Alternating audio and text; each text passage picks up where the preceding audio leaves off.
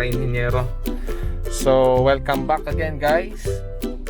So papakita natin ngayon kung ano activities dito sa job site natin.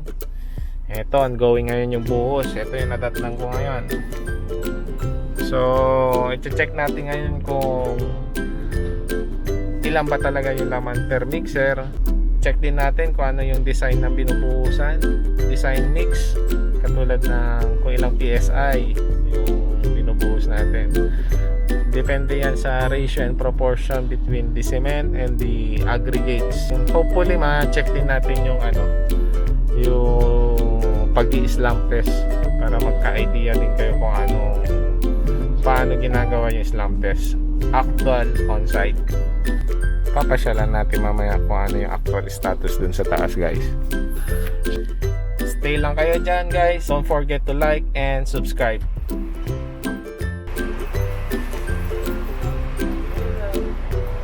Morning pare. Asa si Tiger? Lumabas po sir eh. Parang ano yan shot baril Saan kayo po? Saan kayo nila?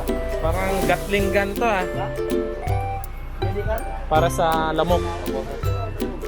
Pero napandar mo na? Lumabas po sir eh. Ngayon po banda rin. Ayan tayo. Ito, pambugaw lang ng lamok to, no?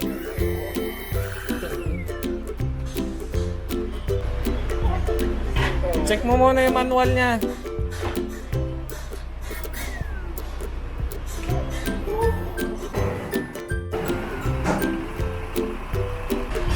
So, kuha tayo sample.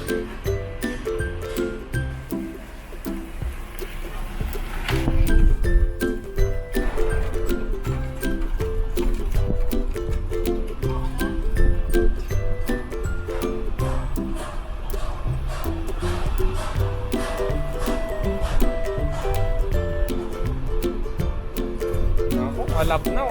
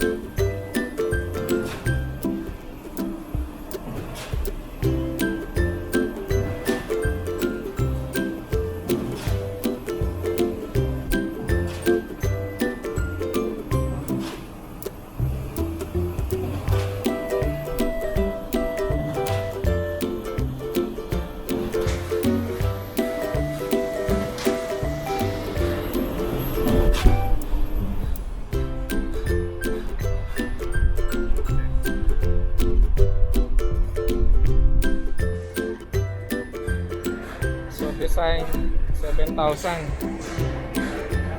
4 cubic lang to? 4 cubic lang. Ano to, pang column? Column. Alas 7 umalis doon sa Tagig. Tagig no? Tagig.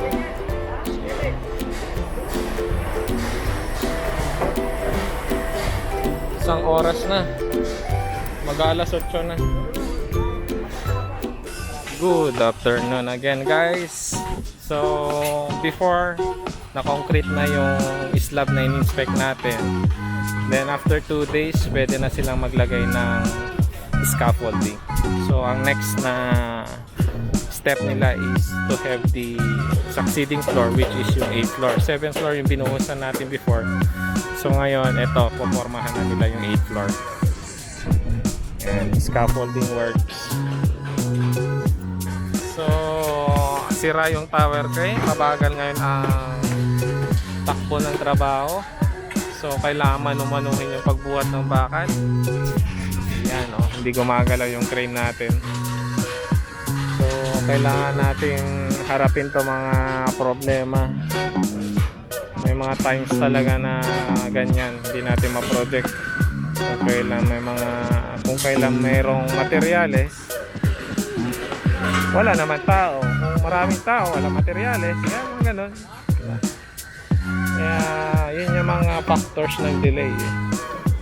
So, ano ba itong mga nakausli ng mga bakal na mga to?